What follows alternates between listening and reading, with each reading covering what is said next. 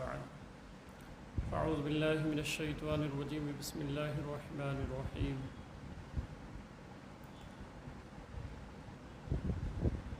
لقد من اللہ علی المؤمنین اذ بعث فیہم رسولا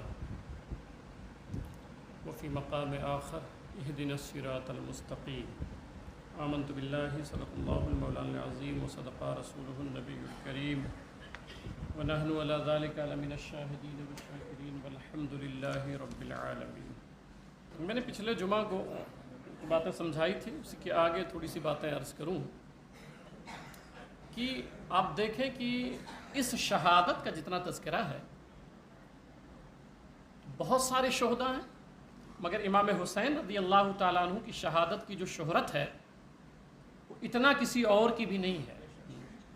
وجہ میں نے پچھلے جمعہ کو سمجھایا تھا کہ دراصل میں یہ سیرت النبی صلی اللہ علیہ وسلم کا ایک باب ہے، حضور صلی اللہ علیہ وسلم کی سیرت کا ایک باب ہے۔ یہاں ایک مسئلہ اور میں سمجھا دوں آپ کو کہ ایک جگہ میں بیٹھا ہوا تھا تو کچھ علماء بھی تھے، اس میں بات ہونے لگی، پرسوں نرسوں کی بات ہے غالباً، تو بات ہونے لگی تو کہنے لگے کہ یار دیکھیں یہ حالت ہے کہ بہت سارے لوگ بیان کرتے کرتے رونے لگ جاتے ہیں، جب کہ جو ہے وہ پرسکون رہنا چاہیے۔ تو ہم نے ان سے کہا کہ اگر تمہارا بیٹا مرا ہوتا اور اس درد کے ساتھ مرا ہوتا تو کئی سالوں کے بعد تم تذکرہ کر دے تو تمہاری آنکھیں بھیگ جاتی ہیں، اور ہماری اولادیں امام حسین پر قربان، ہماری نسلیں امام حسین پہ قربان، ٹھیک ہے۔ تو میں نے کہا کہ یار جب ایک عالم ہو کر کے ان کے ذہن میں یہ باتیں آ سکتی ہیں تو عوام تو پھر عوام ہے۔ تو میں نے سوچا کہ اس پر تھوڑی سی باتیں میں سمجھا دوں آپ کو کہ ان کے درد کا تذکرہ کرنا یا ان کے کرب کا تذکرہ کرنا، ٹھیک ہے، یہ حضور صلی اللہ علیہ وسلم کی سنت ہے۔ اور اس سے پہلے میں ایک فتویٰ سنا دوں امام اہل سنت کا، سیدی سرکار اعلیٰ حضرت رحمۃ اللہ تعالیٰ علیہ کا۔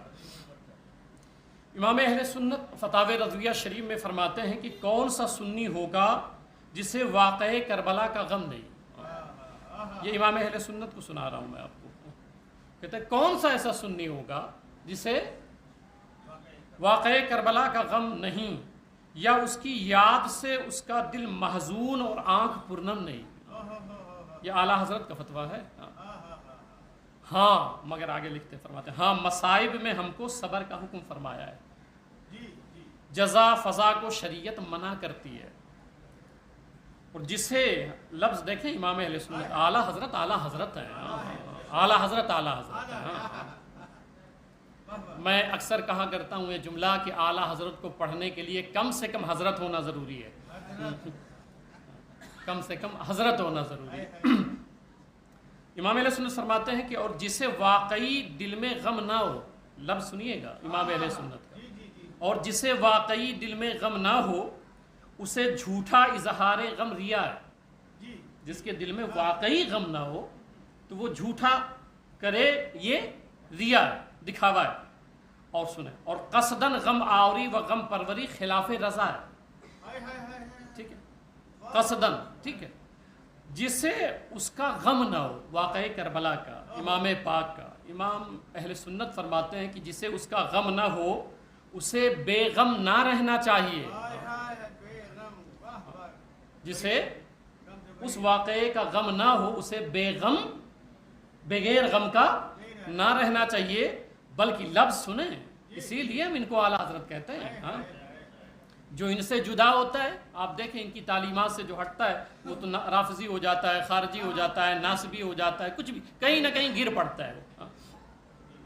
آگے لکھتے ہیں، جملے پہ غور کیجئے گا، بلکہ اس غم کا نہ ہونے کا غم ہونا چاہیے، کہ اس کے دل میں یہ غم کیوں نہیں ہے، اس بات کا اسے غم ہونا چاہیے کہ یار واقعہ کربلا کا میرے دل میں غم نہیں ہے، امام حسین کا میرے دل میں غم نہیں ہے۔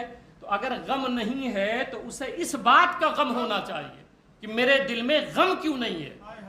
اور پھر آگے فرماتے ہیں کہ نہ ہونے کا غم چاہیے کہ اس کی محبت ناقص ہے، اگر غم نہیں ہے تو اس کی محبت ناقص ہے، اور جس کی محبت ناقص اس کا ایمان ناقص ہے۔ یہ ہے امام اہل سنت سیدی سرکار اعلیٰ حضرت رحمت اللہ تعالیٰ علیہ۔ اب وہ واقعہ کربلا میں ہم لوگ جو باتیں کرتے ہیں تو ہوتا یار ہے کہ ایک زمانہ گزر گیا اور آج بھی وہی درد اور وہی کرب بیان کرتے ہیں آپ۔ میں قرآن پاک سے ایک دلیل دے دیتا ہوں، وہ دلیل سن لیں کہ حضرت بی بی مریم جب گئیں اور درد ذہ جب شروع ہوا، درد ہوا، تکلیف ہوئی، قرآن میں وہ تذکرہ ہے، فَحَمَلَتْهُ فَانْتَبَذَتْ بِهِ مَكَانًا قَصِيًّا فَأَجَاءَهَا الْمَخَاضُ إِلَى جَذْعِ النَّخْلَةِ قالت یا لیتنی مت قبل هذا وکنت نسیا منسیا۔ یہ قرآن کی آیت ہے۔ جب ان کو درد ذہ ہوا، عیسیٰ علیہ السلام کی ولادت کا وقت آیا تو وہ درد ان کو ایک مکان کی طرف، ایک جگہ کی طرف لے کے چلا گیا، اور وہ ایک کھجور کا درخت تھا جو سوکھا ہوا تھا، اس کے نیچے جا کے وہ بیٹھ گئیں، اور اس درد کے عالم میں انہوں نے کیا کہا تھا، وہ لفظ ہے قرآن میں، کہتی قالت یا لیتی، کاش، انہوں نے کہا کاش مت قبل ہذا، اس سے پہلے میں مر گئی ہوتی۔ یہ قرآن کے لفظ، اس سے پہلے میں مر گئی ہوتی، وکنت نسیا منسیا، یا بھولی بسری ہوتی۔ اب انہوں نے درد کے عالم میں جملے کہے تھے۔ آپ کے یہاں آپ کی اہلیہ کو جب بچہ پیدا ہوا ہے تو کیا آپ کی بیوی اپنے بچوں کے سامنے وہ درد کی کیفیت بیان کرتی ہے؟ یا ہاسپٹل میں جب وہ ایڈمٹ تھی اور جو زبان سے وہ باتیں کرتی تھی، وہ ہم لوگ وہ گفتگو کرتے ہیں گھر میں؟ کبھی نہیں۔ یہ باتیں ہم لوگ کبھی نہیں کرتے ہیں، یہ سب باتیں نہیں کرتے ہیں۔ بھئی وہ ایک درد کی کیفیت تھی، گزر گئی، مگر یہی درد جب اللہ والوں کو ہو جائے، یہی کیفیت جب اللہ والوں کو ہو جائے اور اللہ کے محبوب بندوں کو ہو جائے، اور درد ذہ کی حالت میں، اس درد میں، اس کرب میں اگر کوئی جملہ نکل جائے تو اللہ قرآن کا حصہ بنا دیتا ہے، اللہ قرآن کا حصہ بنا دیتا ہے۔ تو پتا چلا اللہ والوں کے درد کو بیان کرنا یہ اللہ کی سنت ہوتی ہے، اللہ کا سنت ہوتا ہے، اللہ کی سنت ہوتی ہے وہ، کہ ان کے درد کو، ان کے کرب کو بیان کیا جائے، ان کے مسائل کو بیان کیا جائے، ان کے آلام کو بیان کیا جائے۔ بی بی مریم کا اللہ خود بیان فرما رہا ہے۔ تو یہ باتیں کرنا کہ بھئی وہ اس طرح نہیں بیان کرنا چاہیے، کربلا کربلا ہے، کربلا کربلا ہے۔ تو میں نے پچھلے جمعہ کو عرض کیا تھا، یہ دو باتیں میں نے سمجھا دی کہ دراصل میں یہ شہادت کس کی ہے؟ میرے آقا صلی اللہ علیہ وسلم کی۔ سرکار کیا فرماتا ہے؟ انما انا قاسم واللہ یعطی، صحیح البخاری، بے شک اللہ مجھے عطا فرماتا ہے اور میں ہی بانٹتا ہوں۔ تو اللہ حضور صلی اللہ علیہ وسلم کو عطا فرماتے اور سرکار بانٹتے ہیں، تو سرکار علیہ السلام کو تو شہادت ہی نہیں ملی ہے۔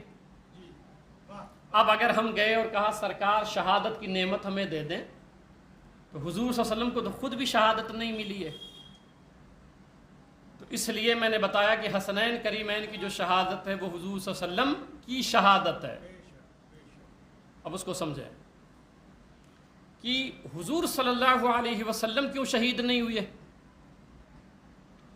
تو وہ اس لیے شہید نہیں ہوئے کہ اللہ فرماتا ہے واللہ یعصمک من الناس، اے حبیب ہم تمہاری حفاظت فرمائیں گے لوگوں سے، تمہیں کوئی شہید ہی نہیں کر سکتا ہے، تو ہم تمہاری حفاظت فرمائیں گے۔ اب جب اللہ حفاظت فرما رہا ہے تو شہادت کیسے ملے گی؟ تو اب اس کے لیے بھی تو کوئی انتظام ہونا چاہیے، کیونکہ اگر کوئی نبی محشر میں یہ کھڑا ہو گیا، سرکار فرماتے انا سید ولد آدم، میں تمام بنی آدم کا سردار ہوں، ہر کمال میں، ہر صفت میں سرکار سب سے بلند ہے۔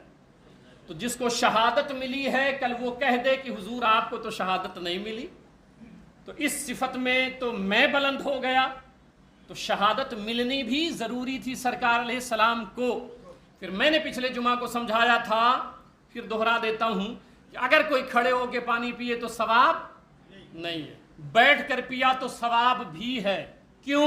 کیونکہ میرے سرکار کی سنت ہے، تو ثواب اس میں ہے جو سرکار میں ہو یا سرکار نے حکم دیا ہو۔ اب شہادت تو سرکار میں نہیں ہے، تو اب سوال یہ ہے کہ پھر شہادت کے لیے کس کو چنا جائے؟ تو شہادت کے لیے کسی ایسے کو چنا جائے جو اپنا بھی ہو، جو غیر نہ ہو، جو غیر نہ ہو۔ ایسے کا انتخاب کیا جائے۔ اب سوال ایک آپ کے ذہن میں آ سکتا ہے کہ حضور صلی اللہ علیہ وسلم کی بھی تو اولاد تھی، 3 بیٹے تھے سرکار علیہ السلام کے، ٹھیک ہے، 4 بیٹیاں تھیں، تو حضور صلی اللہ علیہ وسلم کے جو 3 بیٹے تھے ان پر شہادت ہو جاتی، تو بھئی ان پر شہادت نہیں ہونی ہوتی، کیوں؟ کیونکہ اس کے لیے کربلا جانے کے لیے بالغ ہونا اور بڑا ہونا ضروری ہے، اور تینوں بیٹے بڑے ہی نہیں ہوئے۔ پھر سوال یہ ہے کہ جب بڑا نہیں کرنا تھا تو اللہ نے دیا کیوں؟ پھر ایک سوال آیا نا کہ بھئی جب بڑا بھی نہیں کرنا تھا تو پھر دیا کیوں؟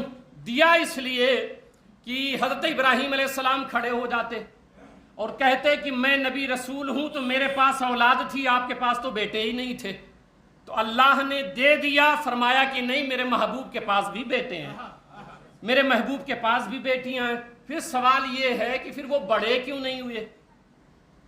بڑے ہو جاتے تو بڑے ہو جاتے، اگر وہ بالغ ہو جاتے، بڑے ہو جاتے تو ان کو نبوت ملنی ضروری تھی، کیونکہ ابراہیم علیہ السلام کھڑے ہو جاتے اور کہتے کہ میں نبی تھا، میرا بیٹا بھی نبی ہے، اور آپ کا حال یہ کہ آپ نبی ہیں اور آپ کے بیٹے نبی نہیں ہیں، اور ادھر نبوت دینی نہیں تھی، کیوں؟ کیونکہ سرکار فرماتے انا خاتم النبیین، میں آخری نبی ہوں، میرے بعد کوئی نبی نہیں آئے گا۔ تو اب بچپن میں ہی تینوں شہزادے انتقال فرما گئے، اب کوئی ایک ایسا ہونا چاہیے جس کو سرکار اپنا کہیں، تو میرے آقا صلی اللہ علیہ وسلم نے فرمایا کہ سب کی نسلیں لڑکوں سے چلتی ہیں اور میری نسل میری بیٹی فاطمہ سے چلے گی، یہی وجہ ہے اللہ نے فرمایا اِنَّا أَعْطَيْنَكَ الْكَوْثَرَ، اے حبیب مکرم ہم نے آپ کو خیر کثیر دیا ہے۔ اب اس کی تفسیر کئی علماء نے کیا، ایک تفسیر میں بتاتا ہوں آپ کو کہ یہ عاص بن وائل نے حضور صلی اللہ علیہ وسلم کی اولاد کو لے کر کے لان تان کیا کہ نعوذ باللہ سرکار علیہ السلام منقطع النسل ہو گئے، ان کی نسل کٹ گئی ہے، دیکھیں تینوں بیٹے پردہ کر گئے، انتقال کر گئے، اب ان کی نسل کیسے چلے گی؟ تو جب عاص بن وائل نے یہ تانا دیا میرے آقا صلی اللہ علیہ وسلم کو تو اللہ تعالیٰ نے یہ سورہ بھیجی عاص بن عائل کو جواب دیتے ہوئے کہ وہ کہہ رہا تھا کہ یہ ابتر ہیں، ٹھیک ہے، ان اعطینا کل کوثر فصلی لربک وانحر ان شانیک هو الابتر، اے حبیب مکرم آپ نہیں، وہ ابتر ہے، وہ ابتر ہے۔ تو قرین قیاس شان نزول کا یہ تفسیر جو میں بتا رہا ہوں امام فخر الدین رازی نے جو لکھا ہے وہ ہے۔ اچھا، اس کا ترجمہ اور اس کی تفسیر اور اس سے مراد مفسرین نے الگ الگ لیا ہے۔ اے حبیب مکرم ہم نے آپ کو حوض کوثر دے دیا، اِنَّا أَعْطَيْنَاكَ الْكَوْثَرَ، اے حبیب مکرم ہم نے آپ کو حوض کوثر دے دیا۔ بھئی حوض کوثر کہاں ہے آپ بتائیں مجھے؟ جنت میں نا، آب کوثر کہاں ہے؟ حوض کوثر جنت میں، محشر میں میرے آقا پلائیں گے۔ تو جو خود مالک جنت ہو، بھئی مجھے یہ کہا جائے کہ یہ پلر میں نے آپ کو دے دیا، تو بھی یہاں جو ہے وہ قاری صاحب کو کہا جائے کہ بھی یہ پنکھا میں نے آپ کو دیا، جب قاری صاحب پورا مالک ہے یہاں کے، تو ایک چیز کی بات کیا کر رہے ہیں آپ؟ یہ تو اندر جتنا ہے سب کے مالک وہی ہیں، تو سرکار مالک جنت ہیں۔ تو اب مسئلہ سمجھیں آپ میری بات، میرا اشارہ کہ بھئی آب کوثر اور حوض کوثر کے مالک کیا جب وہ خود مالک جنت ہیں اور جنت کے اندر حوض کوثر ہے؟ تو اب چلیں اس کا معنی کیا کریں گے؟ تو اس کا ایک معنی یہ ہے، چونکہ عاص بن وائل نے آپ پر یہ کہا تھا کہ آپ منقطع النسل ہو گئے، نسل نہیں چلے گی، تو اللہ تعالیٰ نے اس کے جواب میں سورہ کوثر بھیجا ہے۔ تو یہاں کوثر سے مراد یہ ہے کہ اے حبیب مکرم ہم نے آپ کو کثرت ذریت عطا فرمائی ہے، کثرت کے ساتھ اولاد عطا فرمائی ہے۔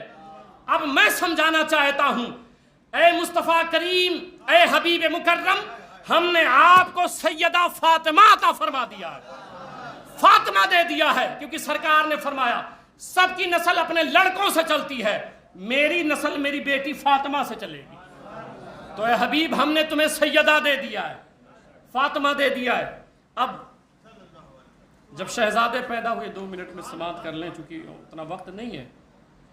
اب جب شہزادے پیدا ہوئے تو حضرت مولا علی رضی اللہ تعالیٰ عنہ آئے اور عرض کیا کہ یا رسول اللہ صلی اللہ علیہ وسلم، شہزادے پیدا ہوئے ہیں اور ہم نے ان کا نام رکھ دیا ہے. لما ولد حسن سماہ حمزہ سمیتہ حربا فلما ولد حسین فقال علی سمیتہ حربا. آئے کہا یا رسول اللہ صلی اللہ علیہ وسلم، شہزادہ پیدا ہوا اور ہم نے ان کا نام حسن رکھ دیا ہے، حرب رکھ دیا ہے. تو میرے آقا صلی اللہ علیہ وسلم نے فرمایا نہیں، جو شہزادہ پیدا ہوا ہے اس کا نام میں رکھتا ہوں حسن. حرب سے ہٹا دیا، کہا حسن. پھر فلما ولد حسین، اور جب امام حسین پیدا ہوئے تو سرکار اسلام کی بارگاہ میں لائے. سرکار نے پوچھا کیا نام رکھا؟ کہا حرب. کہا نہیں، حسین. ایک لطیف علمی نکتہ سمجھاؤں آپ کو کہ شہادت 2 ہے، ایک ہے شہادت سری اور ایک ہے شہادت جہری. اگر سرکار شہادت سری پا جائیں تو جہری میں ثواب نہیں، اور اگر جہری سرکار کو ملے تو سری میں ثواب نہیں. سری کہتے ہیں زہر کے ذریعے یا کسی ایسے کے ذریعے جس سے خون نہ نکلے، اس کو شہادت سری کہتے ہیں. جہری میں ہوتا ہے کہ زخم لگے، تیر لگے، بھالا لگے اور پھر خون نکلے، اس کو جہری کہتے ہیں. ٹھیک ہے. اب دونوں شہادت ہے، دونوں پہ سرکار کو فائز کرنا اللہ تعالیٰ کو تھا، اور خود نہیں شہید ہو سکتے تھے کہ اللہ کو بچانا بھی تھا کہ ابھی کو کوئی کر نہیں سکتا ہے. اب آپ دیکھیں میرے آقا صلی اللہ علیہ وسلم کی نگاہ نبوت، حسن میں کتنے حرف ہیں؟ 3. حسن میں کتنے ہیں؟ 3. ہا سین نون. سری شہادت جہری کے مقابل میں چھوٹی ہوتی ہے، درجے میں چھوٹی ہوتی ہے. میرے آقا صلی اللہ علیہ وسلم کی نگاہ نبوت دیکھ رہی ہے. اچھا ایک لطیف نکتہ یہاں اور علمی سن لیں کہ میرے آقا نے پہلے بیٹے کو حسین کیوں نہیں کہا کہ اس کا نام حسین رکھ دو؟ دوسرے شہزادے کا حسن رکھ دیتے، مگر پہلے کا حسن رکھا. یا جو ہوتا ہے وہ تصغیر اور چھوٹے کے لیے آتا ہے. یا جو آتا ہے عربی میں، جو گرامر جانتے ہیں، تو یا چھوٹے کے لیے آتا ہے. میرے آقا صلی اللہ علیہ وسلم حسن میں یا ہے نہیں ہے. میرے آقا صلی اللہ علیہ وسلم کی نگاہ نبوت یہ دیکھ رہی تھی کہ یہ جو شہزادہ آیا ہے اس کے بعد ایک بیٹا اور آنے والا ہے، اس کا نام حسن رکھا اور کہا وہ چھوٹا ہوگا اس لیے اس کا نام حسین ہوگا، یا کے ساتھ رکھا. ایک بات. دوسری بات یہاں سمجھیں آپ، حسن میں 3 حروف ہیں، ہا ہے، سین ہے، نون ہے. حسین میں کتنے حروف ہیں؟ 4 ہیں. یاد رکھیں عربی کا طریقہ یہ ہے کہ جو زیادہ لفظ جس میں ہوتے ہیں وہ معنی بھی زیادہ دیتا ہے، جس میں حروف زیادہ ہوں وہ معنی بھی زیادہ دیتا ہے. اب حسن میں 3 حروف ہیں، حسین میں 4 حروف ہیں. میرے آقا صلی اللہ علیہ وسلم یہ بھی دیکھ رہے تھے کہ جو شہادت سری ہوگی، چھوٹی شہادت، وہ امام حسن سے ہوگی، اس لیے ان کا نام حسن رکھا. اور جس سے جہری شہادت ہوگی، بڑی شہادت، اس میں 4 حرفوں والا نام دیا، حسین رکھ دیا. حسین رکھ دیا. اچھا بس ایک لطیف نکتہ اشارہ کر کے بات ختم کر دوں. وہ لفظ سرکار کا کہ حسن حسین ہی کیوں رکھا؟ یہ حسنہ سے مشتق ہے. حسن حسین حسنہ سے، اس کا مادہ ہے، یہ اصل ہے. تو میں نے اس کو کھنگالا، میں نے کہا یار سرکار علیہ السلام نے حسن حسین ہی کیوں رکھا؟ کوئی اور نام جبکہ مولا علی رکھ رہے ہیں تو آپ نے نہیں پسند کیا، نہیں یہ نام رکھ دو. تو حسن کا جو مادہ ہے حسنہ، اس کا معنی سمجھیں آپ. اس کا معنی یہ ہوتا ہے جس کی شہادت سب سے خوبصورت ہو، جس کی شہادت سب سے کامل اور سب سے خوبصورت ہو، وہ حسن اور حسین ہوتا ہے. آپ دیکھیں نام رکھ رہے ہیں اور ابھی سے اشارہ مل رہا ہے. اب لفظ سنا دیتا ہوں سرکار کے حدیث کے. سرکار فرماتے ہیں کہ انی امرت ان اغیر اسم ہذین. سرکار فرماتے ہیں مجھے حکم ملا ہے کہ میں ان کا نام چینج کر دوں، ان کا نام تبدیل کر دوں، بدل دوں. یہ حضور صلی اللہ علیہ وسلم فرماتے ہیں کہ مجھے حکم ملا ہے. یاد رکھیں لفظ سنیں. عمران بن سلیمان روایت کرتے ہیں لم یکون فی الجاہلیہ، پوری عرب کی تاریخ میں کسی بچے کا نام حسن حسین نہیں تھا. पूरी तारीख में रुए ज़मीन पर किसी का नाम हसन हुसैन नहीं था। फिर सवाल ये है कि फिर ये नाम थे कहाँ? जब किसी का नहीं था तो ये नाम कहाँ थे? चले सरकार से सवाल करते हैं। तो मेरे आका फरमाते हैं अल हसनो वल हुसैनो इस्मान मिन अस्माई अहलिल जन्ना। ये हसन हुसैन नाम तब दुनिया में रखा जाता जब दुनिया के ये नाम होते। ये हसन हुसैन तो जन्नती नाम है, यहाँ दुनिया में थे ही नहीं तो किसी की अकल में आते कैसे? इसलिए अब सवाल हुआ कि जन्नत में कहाँ थे? हम लोगों ने भी पढ़ा, बहुत रिवायत है। मैंने अपनी ज़िंदगी में उतना रोटी का निवाला नहीं खाया है जितनी किताबें मैंने पढ़ी हैं। अल्लाह की तौफीक से बहुत मुताला करता हूँ, मुझे बहुत शौक़ है, बहुत ज़ौक़ है। मेरा पूरा मोबाइल किताबों से भरा हुआ है, कई लाइब्रेरियों से जुड़ा हुआ, बड़ा शौक़ है मुझे पढ़ने का। तो मैंने कहा कि भाई मैंने इतनी किताबें पढ़ी हैं, तो जैसे बाब पे दरवाजे पर इनका नाम, इनका नाम, इनका नाम, इनका नाम, मगर हसन हुसैन का नाम नहीं। जन्नत में किसी दरवाजे पे तो लिखा होता और हम लोग पढ़ लेते। तो बहुत ढूंढा, नहीं मिला। तो ये रिवायत मुझे मिली कि भाई हसन हुसैन का नाम जन्नत में कहाँ था। तो रिवायत है, इमाम नबवी ने लिखा है, जो शारह सही मुस्लिम है, वो लिखते हैं इन्नल्लाह हजबा इस्मल हसन वल हुसैन। अल्लाह ताला ने अपने हुस्न के पर्दे में हसन हुसैन का नाम छुपा के रखा था, कोई देख ही नहीं पाया था। हूरो गिलमान को भी नहीं पता था हसन हुसैन कौन है, उनको पता ही नहीं था। अल्लाह ने खुद अपने हुस्न के पर्दे में छुपा के रखा था, जिस तरह हम्द के पर्दे में मोहम्मद को छुपा के रखा था।